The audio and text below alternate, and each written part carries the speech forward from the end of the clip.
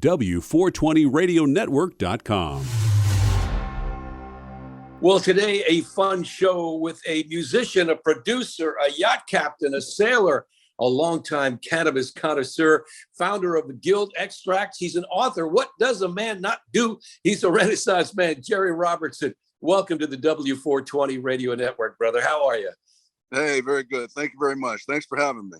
Absolutely. Well, your tales are legendary going back to the day you were involved with Carlos Santana and Journey and the cannabis connection. So tie us all in, because we all know that cannabis is a creative spark, and music and good weed go together great. Yes, they do. Well, tell us the origins of how you got together with Journey. Was that first, or it was Santana first? And tell us. Yeah, the Santana band. I started working for Santana when I was about, 18, 19 years old.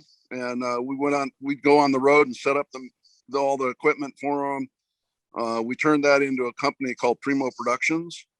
And then we went worldwide with Santana for, about 5-6 years. And then we turned that whole program into the Journey band. Wow. So now, was your role what was your role actually? I was like an entrepreneur. I already made a bunch of money myself, so I had some money to spend on equipment, and I bought a house for all the rock and rollers.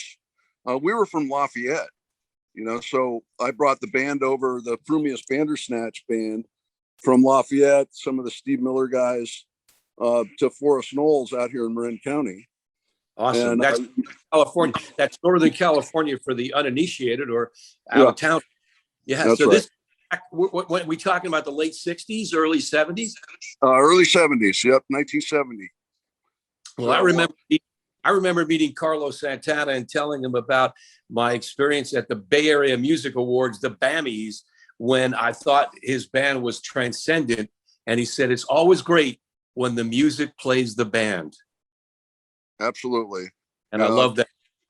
Yeah. What an amazing guy, amazing musician, just an incredible personality and a friend, so, we have a long history. Sure.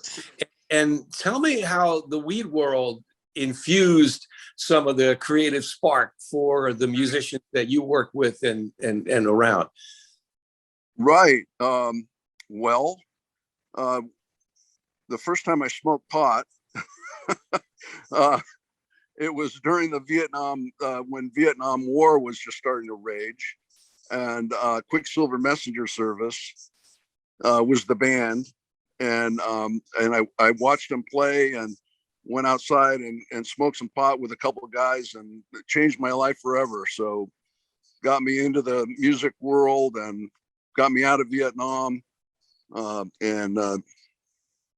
just wanted to make music, be with the music, play the music, and just enjoy it. Wonderful. As Quick Messenger Service said, have another hit of Sweet Air, right? That was a great signature song. So Carlos, as I think I know correctly, is a big fan, and I know the guys at Journey are. So we got to share some inside stories that wouldn't sell out the guys. But what can you share with us? With the Journey guys?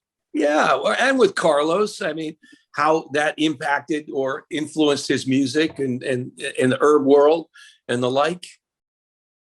Well, like I said, I was there for the music and the fun and the experience, the travels.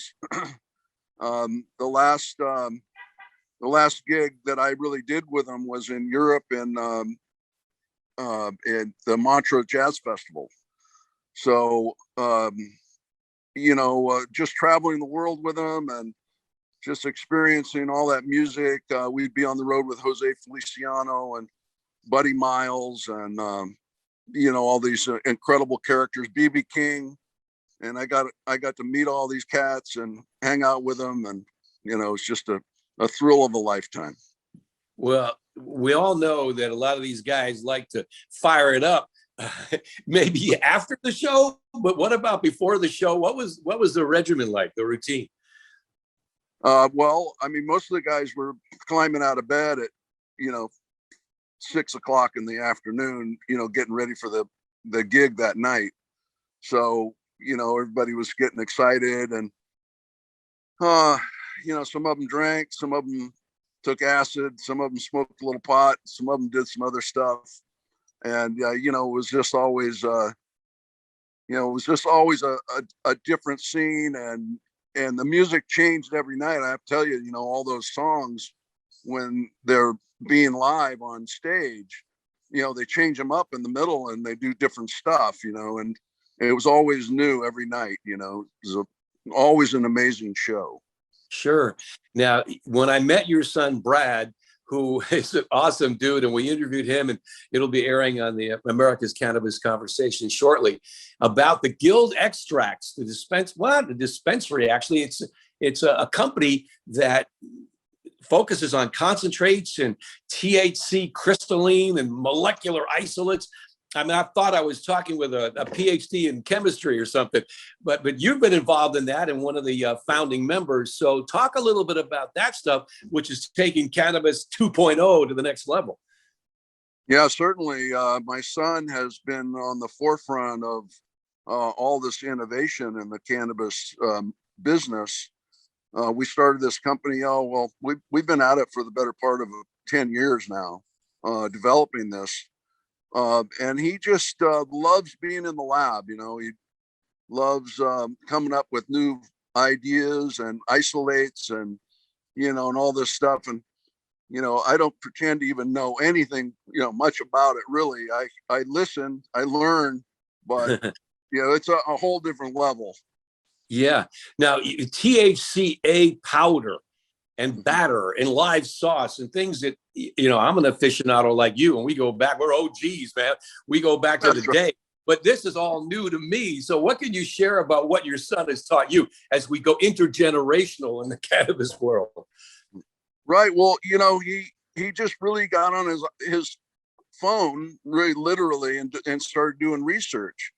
And he found all, the places like the Israelis and the Spaniards were, really innovative and finding, all of these compounds that come out of the cannabis plant.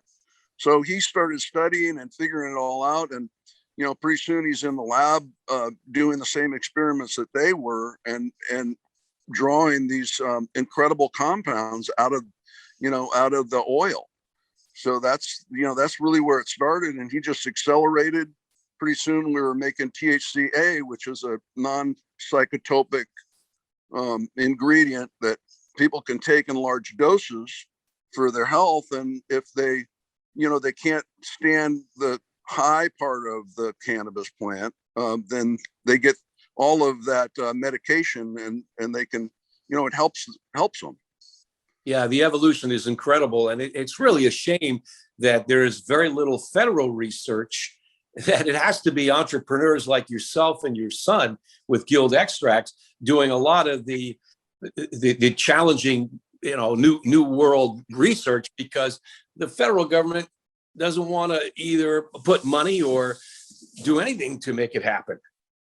No, not at all. The pharmaceuticals are, pharmaceutical companies, the big oil production companies, and cotton, and there's a tons of industries that are just against the cannabis movement for lots of reasons.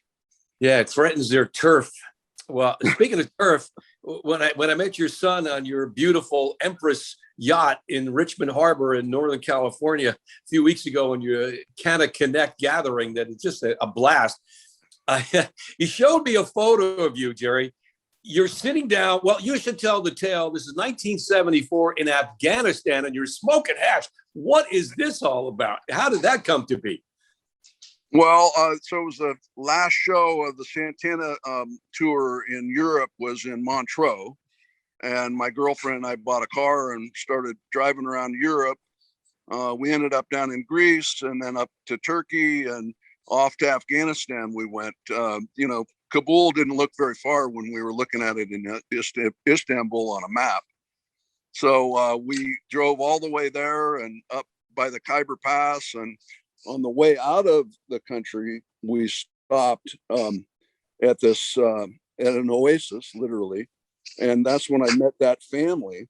And it was the last day we were really in Afghanistan, so I shaved off a bunch of hash into that nice big hookah pipe, and we smoked it up with with the family.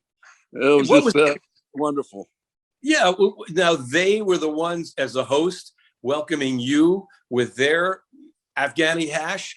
Yeah, well, I had it with me, and I had that pipe with me. But in the desert, you come upon these oases, and literally an oasis with olive trees, and it's a fortress. I mean, behind us, you can't see it in the picture, but there's literally a fortress, and behind that fortress is a reservoir of water, and they rule the whole region because they have that water. And that was a family that we just stopped on the side of the road to get under the shade of the trees when they came down to see who was on their property. I and see. We ended up being really good friends. I had some medicine with me, and then they had some medical issues. I gave them all my whole medicine cabinet, and then also all the Afghani money I had in my pocket. And of course, they loved me for that, and we were forever friends. Wow. So what was the experience like in smoking the peace pipe outside of Kabul, Afghanistan? That's wild. Not many people can tell that tale.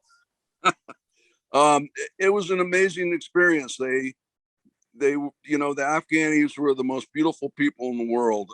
They really were. Everywhere we went, their arms were open. They wanted us in their homes. They wanted to cook for us and know who we were. It was just, they were amazing people. It's just a horrible shame what has happened to the beautiful country and the beautiful people. Yeah. Well, I'm glad there was a bond for you, and facilitated by the great, wonderful world of herb. That is awesome.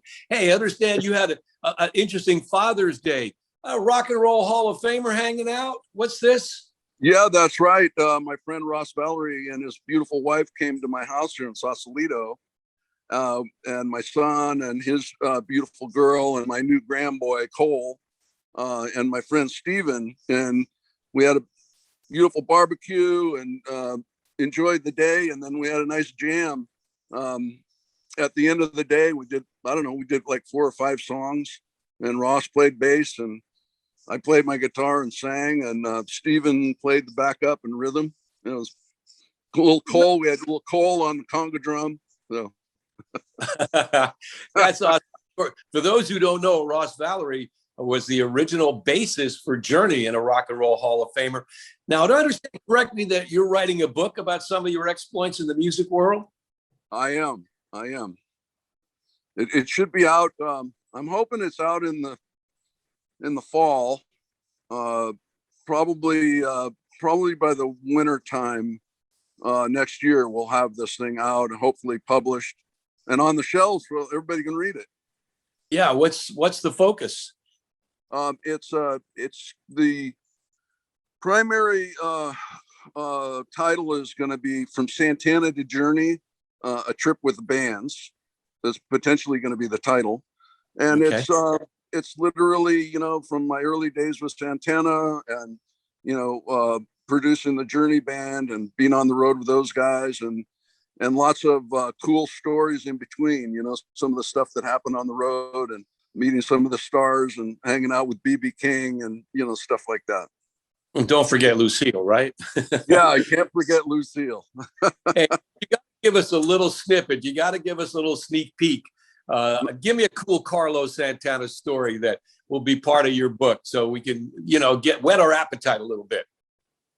Okay. Well, there was a little incident in Puerto Rico when the stage was stormed by the crowd, got past the barriers, and they were all climbing underneath the stage and forcing the stage to almost collapse.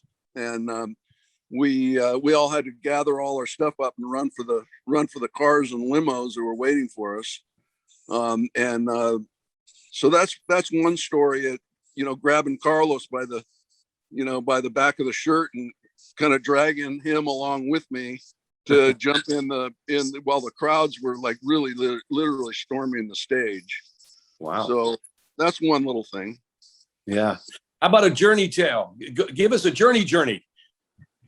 Okay, let's see, a journey story. Well, I'll tell you what, when we first made that band, when we first had the band together, so that was Neal Schon, Gregg Rolie, Ross, Valory, and George Tickner. And the first time we recorded, the drummer was late. That was Ainsley Dunbar hadn't shown up yet. And so I sat in on the traps and played drums for the tune-up for the recording, the first recording we ever did with the Journey band. Oh my goodness! Look at you jumping in when needed you. Awesome. Hey Gerry, that's right. It was super. Give him the hook. Give him the hook. Well, did he supplant you? Did he regain his throne? What happened? Yeah, well, I tuned it all up for him. I had it all tuned for him when Ainsley came in the room and sat down. Well, good. Gerry Robertson, you're a cool dude. Thanks for sharing some fun stories. Look forward to reading your book. You have a title yet? Yeah, I think we're going to call it From Santana to Journey, A Trip with the Bands. Okay, yeah. Or something like that. Okay, that works. If you have any suggestions, suggestions, let me know. Well, rock on, man. That's awesome. And continue success on the seas and on land, and the Guild Extracts and the yacht, the Empress. Hopefully we can get back on the Canada Connect ship once more. Yeah, no doubt. You're always invited, Rich. I really appreciate you having me on your show today. Well, it's a blast. You're a good dude. This is the W420 Radio Network. If you want to hear this again or excerpts, you go to w420radionetwork.com/archive. I'm Rich Walkoff. Thank you, Gerry Robertson, and we'll be right back. W420radionetwork.com